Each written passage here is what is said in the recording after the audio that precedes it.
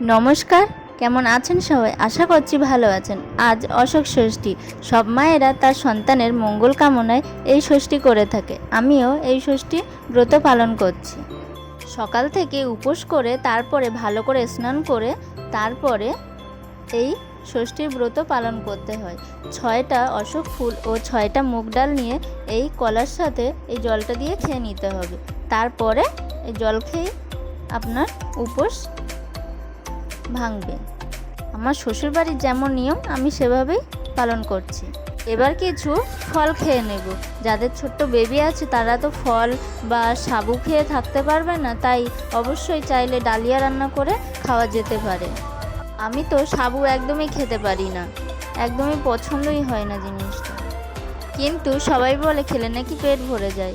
এবারে একটু আলতা পরে নিচ্ছি পায়ে, যেমন তেমন করে পায়ে আলতাটা পরে নিচ্ছি, কারণ যাদের বাড়িতে ছোট্ট বেবি আছে তাদের ঠিক সাজিয়ে গুছিয়ে কোনো জিনিস ঠিকঠাকভাবে করা হয়ে ওঠে না।